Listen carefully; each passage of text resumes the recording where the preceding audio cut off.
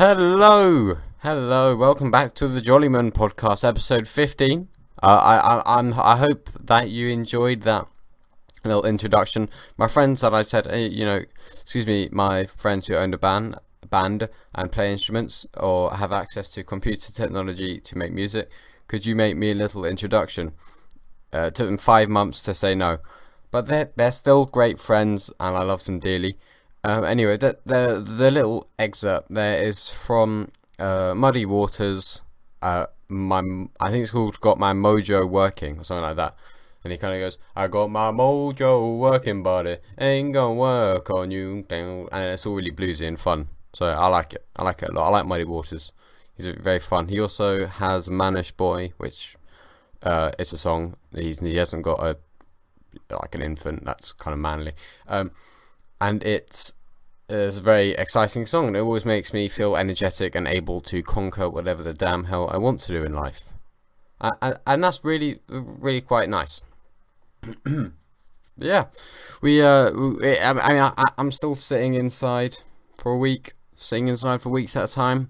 I've actually got planned on Wednesday, I believe. It's going to be on the YouTube channel. I'm going to sit on a park bench for 12 hours. I'm going to sit on the park bench all day from dawn till dusk, and just kind of document it, just to see if I have got the mental capacity to see if my mental strength can override my boredom. I may not get bored, however, but 13 hours on a bench, a little bit bland, potentially. Maybe I'll bring a book. Goddamn, the book I'm reading is really, really quite, it's just really quite slow.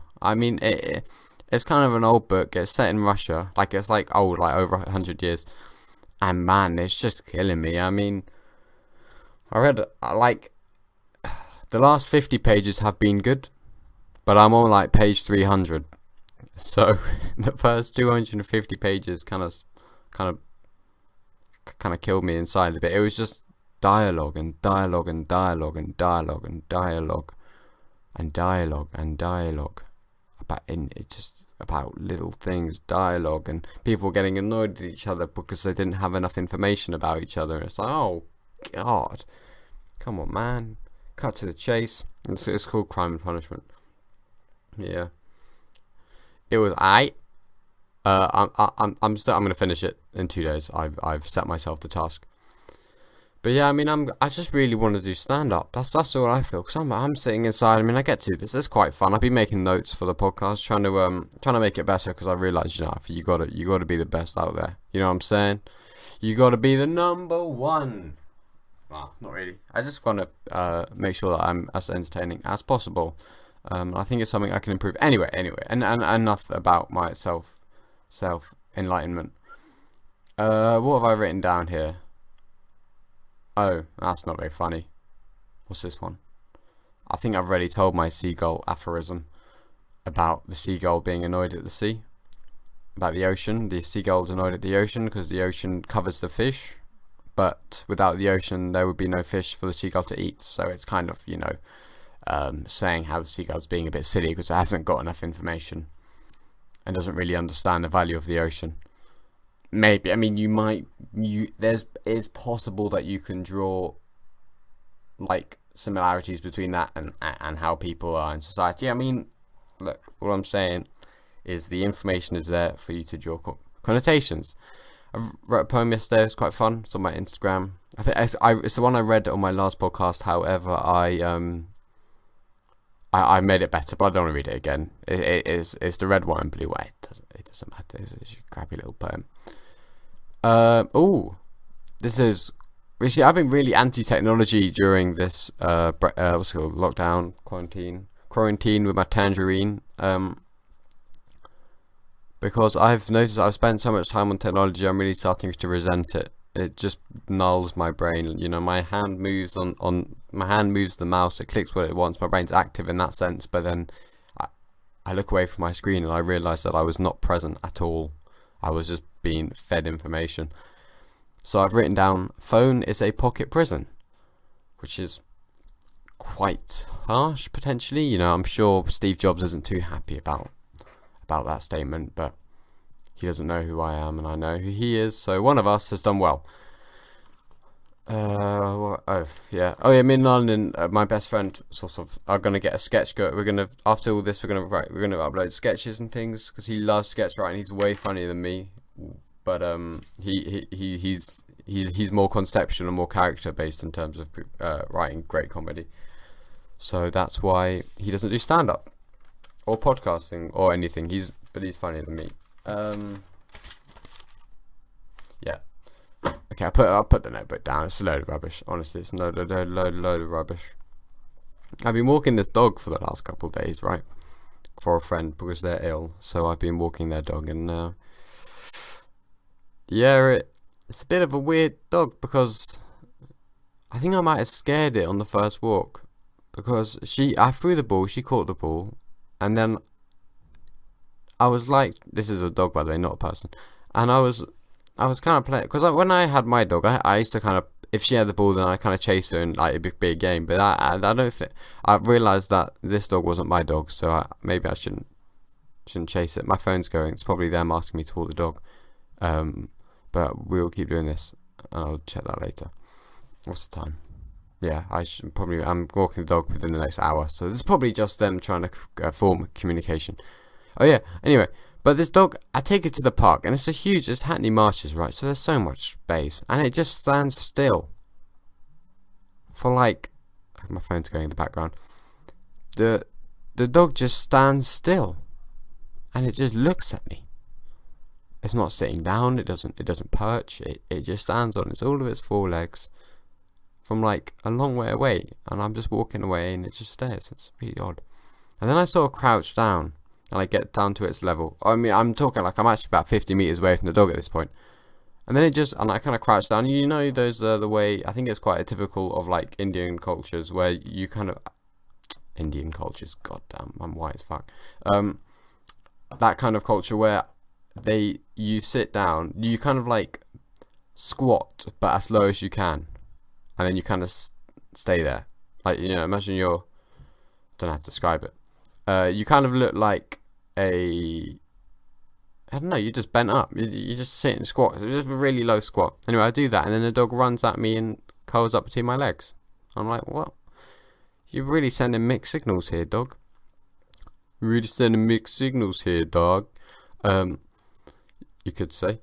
I posted a food review yesterday. I did the Oatly drink, and I really, you know, I've been getting into investments recently, and I was going to invest in the Oatly brand because I think it's going to do well, but I didn't because they're not on the public market. But yeah, Oatly oat drink, oat juice drink. I mean, you know, they don't call it that, but that's what it is really. You know, you're like, wow, I mean, this is such a natural drink. I bet this is going to be so pure, and it's just going to really, somehow, powdered oats are going to really satisfy my nutritional needs. But of course, you look at the fucking, excuse my vulgar language. You look at the ingredients, and it's rapeseed oil, it's got XYZ, it's got letters with like words with like 15 letters, and it's all chemistry, you know. I'm not very good at chemistry, so it holds no value to me, and it's all just so pretentious, and it's all so self-aware apparently on the box, you know. It's like, oh, this is the boring side, you know. Yeah, like this is where all the nutritional information is, the boring side. Yeah, I'll tell you, the side where you're trying to be all funky with me is not the exciting side either. You are a carton, and I don't believe you hold enough value to me where I can kind of, I cannot attribute emotional states to a different sides, faces of a carton. Okay, I'm a little bit too emotionally developed for that. I'm a bit too stoic. I've read too much stoic philosophy to give a fuck about which side of my oat carton is exciting and which one is bland. So I just, you know, you just see it in all the hippie, all the hipsters walk around with their Oatly drinks, and I'm just like, oh, for God's sake, man. God's sake. I mean, I'm sure they would love to have a transparent plastic bag to put the Oatly in so that you could see that they had the Oatly in their plastic bag and that you could see it. But of course, then if they had that, then it would mean that they're killing the earth by having a plastic bag. So luckily we're saved there. It'd be kind of strange if plastic. It would kind of make sense to me if plastic was like super reusable. Like you did a certain thing to it, you put it at a certain temperature, and it just became back into this mass of polymer, which you could then manipulate into being any shape, right? It would be kind of cool. But then I guess we haven't done that. Like I can kind of, because this plastic seems to be quite malleable. So to me, it would make sense that it's just like super reusable. It never goes off. Like it's like a really good product, but it's not. But it's very useful product, but it's not reusable all the time. Anyway, enough about ecology. Enough about ecology. I've got to do some PE work because apparently it's gonna, like, this is the thing. So my A-levels got cancelled, and we've just done a load of exams for PE, and like I've been asked to do more PE work, but it's so silly because all I'm gonna be doing is taking notes out of a textbook, right? And I'm gonna send that in, and then that's gonna be used to mark my A-levels, which just seems so silly to me. Because Alfie, over his how many hours have I had this week? What, 7 times 12? You're looking at what, 84 hours.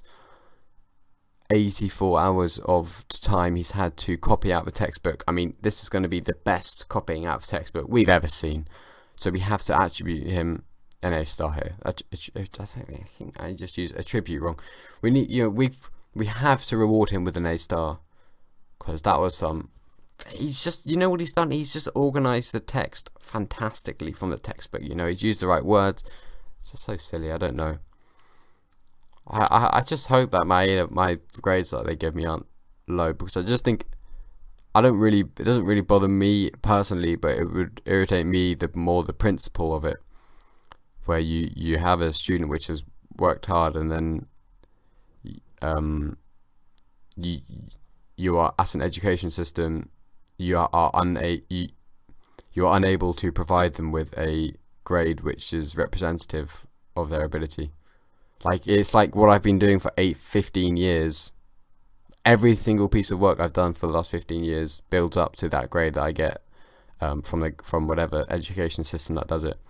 And they may not have the capability to accurately give me a grade after all that work. And that's where my issue comes principally. It's like, well, why if you can't do it, why was I doing this all in the first place? If the grade you give me is not representative. But then again, that said, what makes an exam representative? So hey, I think what plays a big part is with the exams, you've got an exam and you know what you need to know. Therefore, you can't be too frustrated with it. Anyway, it's still boring. It's not very funny. Oh man, picking up dog poop, awful. I don't know how the dog. I feel sorry for people with big dogs, because this dog is very tiny and it produces very small whatever, but I still struggle to tie the bag up, and I think it's because I'm too fearful of getting too low, going too low down in the bag, and like when I'm trying to twist it around to tie the knot, like I try and stay in the top like 1.5 inches of like clean plastic. But yeah, I mean there must be XL doggy bags. No one cares. Really, really unpleasant imagery. I thought, okay, how about this? If an object is orange, there is a small chance it is a tangerine. In the same vein, if an object is a tangerine, there is a high chance it is orange. That's something, I find that one quite funny. I quite enjoy that. I don't know why, it amuses me. I thought of it when I was on a walk with a lovely friend. Yeah, I just need to get. I just really want to be on stage telling jokes. That's what would entertain me. I say telling jokes. I don't really like telling jokes. I just having fun and interacting with the audience. That's what I like. Anyway, I'm gonna keep improving this podcast. I'm gonna write more notes, maybe write them out a bit more clear, and gradually, it's gonna be good. I promise you. Anyway, thank you all for listening. It was lovely for you to spend your time with me, and I'll see you all later. Bye bye.